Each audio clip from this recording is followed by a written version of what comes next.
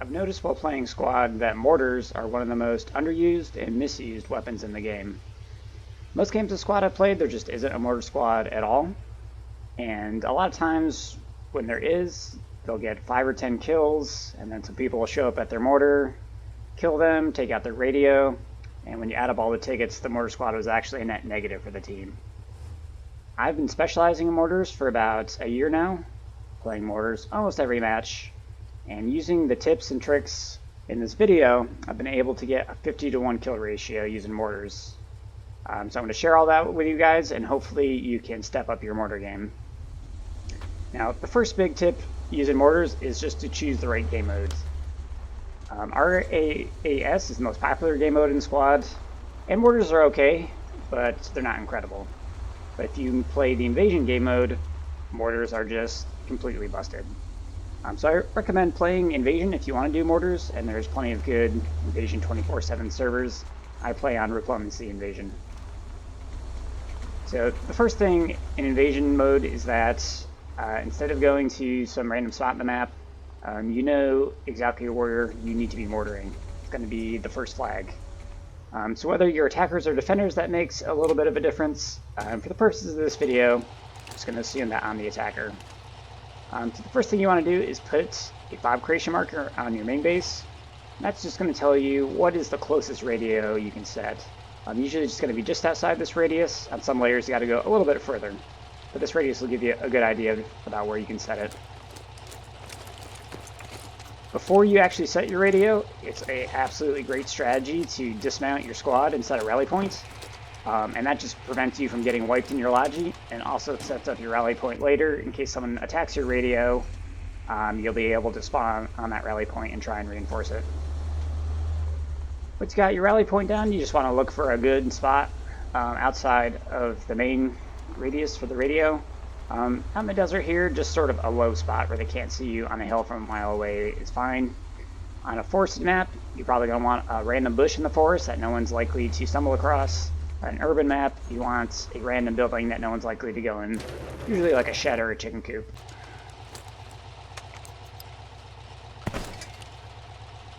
Once you got your radio down, the best loadout for a mortar fob is usually 2,000 ammo, 1,000 builds. The 2,000 ammo gives you 50 mortar clips, which are 40 ammo points apiece. Those 50 clips each contain 3 shots, so with 2,000 ammo you got 150 mortar rounds right off the bat. 1,000 ammo for conventional faction lets you build a fob, 2 ammo crates, and a mortar. And for the unconventional factions, it goes a little bit further. So this is an example of a typical mortar fob setup, which can vary by map and by faction. The important things are that you don't want everything by your radio. I've seen a million people put 2 mortar tubes and a rally point right next to their radio. Obviously firing the mortars is very loud. People come over to the mortar tube, they kill both people on both tubes. The rally point's right there, it gets overrun, the radio's right there, they can find it easily and take it out.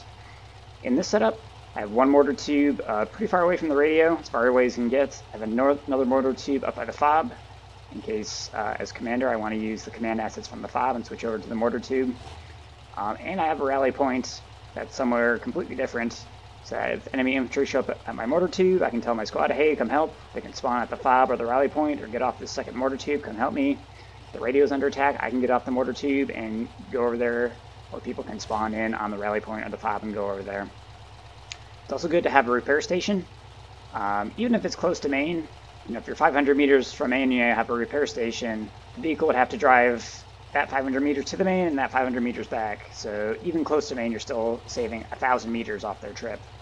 Plus, if you have your repair station close to your mortar fob, if you're under infantry attack and you need vehicle help, there's probably a vehicle on the way to or from your repair station who you can radio, and they're usually happy to help you out. For the non-conventional factions, you have some really good options in light weapons like this AA gun or a tripod-mounted Dishka in case a helicopter comes over to strafe you or a light vehicle comes over to bother you. For conventional factions, you can build a tow. The only caveat with that is you want to make sure you have a squad member who's going to be able to man the tow. If you just leave it there, of course the enemy can roll up and jump on it and cause havoc. terms of actually spotting the targets, invasion mode can kind of make it easy where there's most likely something going on the flag. You can also depend on your teammates to mark out targets for you. That doesn't always work out so great. One of the most reliable ways is to just go commander yourself. As a mortar squad leader, being commander really works out. You usually add a fob behind the lines regardless, so you're always ready to use those command assets. If you do spot stuff from the UAV or the drone, not only can you call in the regular artillery on it, but you can also mortar it.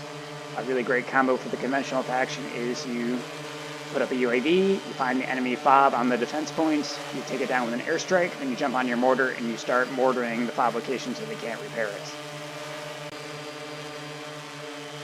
I also like to name my squad instead of mortar squad. I usually name the squad stuff, kind of emphasizing flexibility. That way, if I don't go commander, usually there's a lot of random people who join the squad. Some of them are infantry who want to attack the flag. Some of them are snipers or marksmen or heavy AT or engineers who are sneaking around behind enemy lines. Usually just having a lot of random people in the squad wandering around the map, I can get good intel on enemy positions. A big thing is sometimes people will call out an enemy position. In this case, I sort of marked a fob kind of close to where it was. You know, the fob marker is over here and the real fob is over here. This will happen a ton of times where you get a marker that's kind of accurate.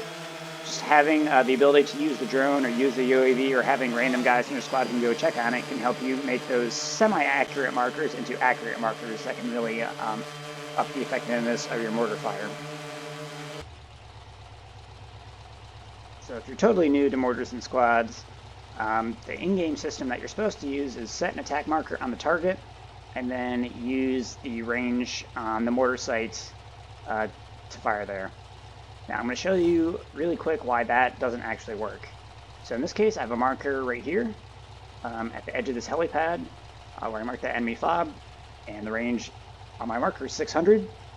So I check over on my chart here, 600 is 341 mils. I set my mortar sight to that and I just fire away. If you're doing what I'm doing and you're switching in between a drone or a UAV and the mortar, you can fire about 6 shots. And that'll give you enough time to switch in between. If you fire 9 shots, your first rounds will land just as you're switching.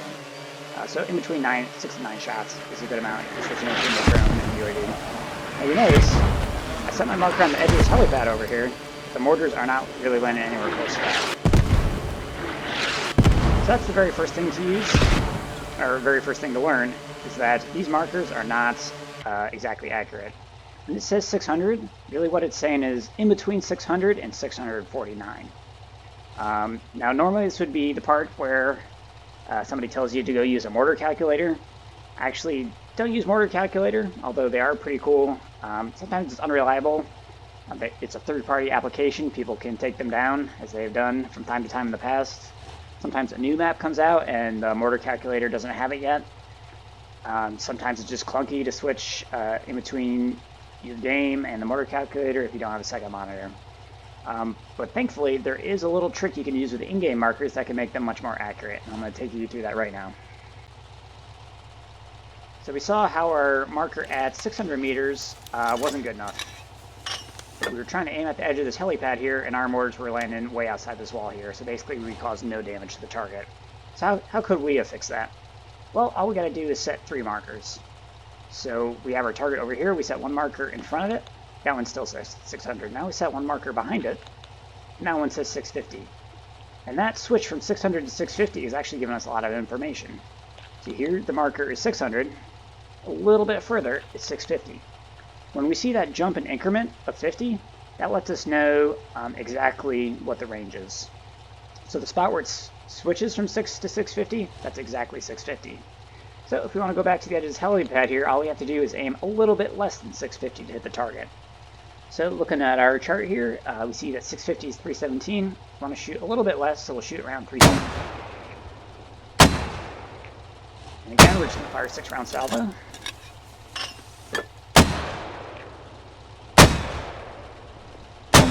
You can jump off and switch to our drone.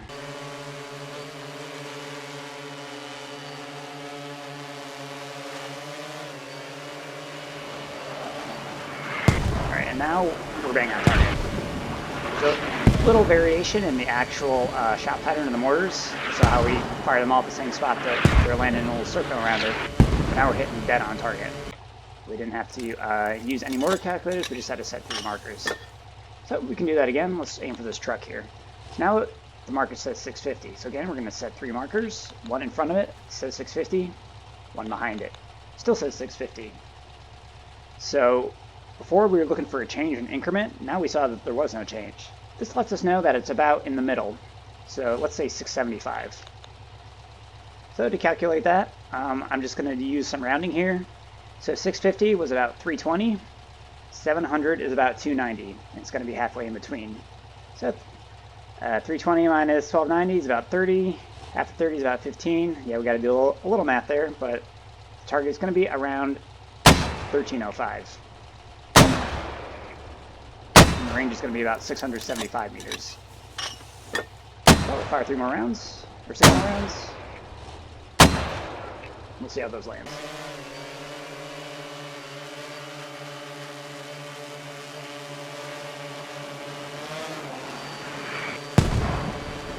Again, there's a little variation on the mortars, but they're landing on target. If there's any guys around that truck, we'll be in a lot of pain right now. If we wanted to blow it up, we just gotta keep firing.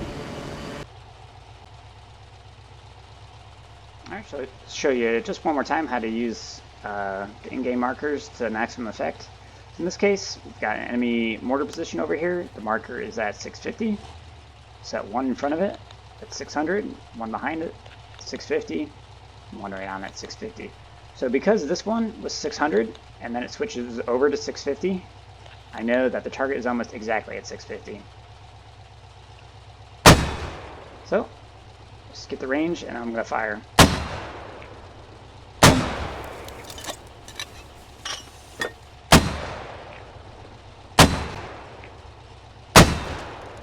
Jump off and switch to our drone.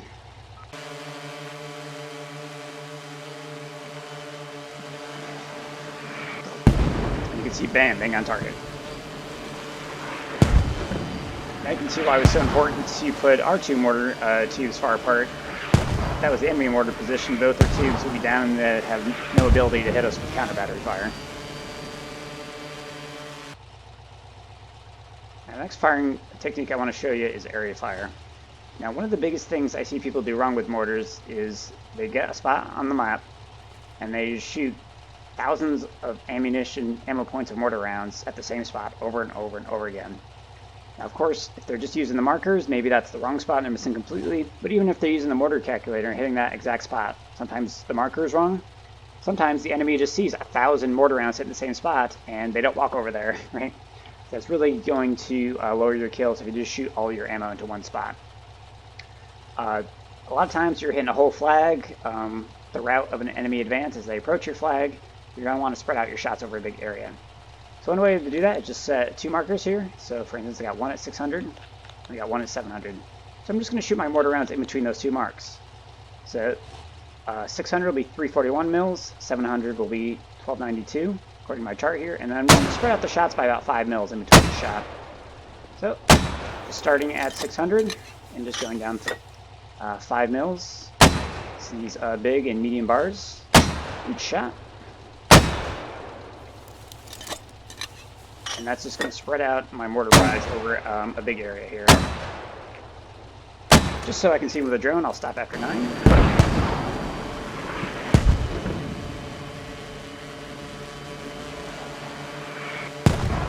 And you can see, even if this enemy hab was not marked perfectly accurately, as long as I knew that there's enemies in those compounds, they'd be getting it right now. They'd be having lots of boom booms landing right in their face. You know, maybe the hab's over here, but there's some guys up on this tower or something. There's some people running around. There's some mortar tube set up or something. By spreading out those shots, I'm just maximizing the chance that I hit something. If I fire every shot in the same place, probably things aren't going to go too well for me. So I'll just do the same on the other side. This time I'll start at 700 and I'll be tracking 5 mils each time.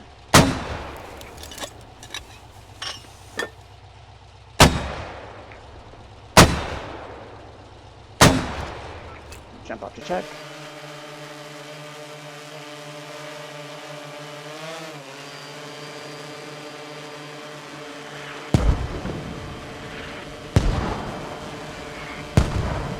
So again, not every shot is perfect, but with the blast radius of the mortars being around 20 meters, anybody in this whole compound is going to be suppressed, they're going to be running for cover, they're going to be being hit with shrapnel, and they could be killed. Now I'm stopping to check them between each shot, but if I was just slamming round after round, back and forth across this compound, it'd be a living hell for anyone who was down there.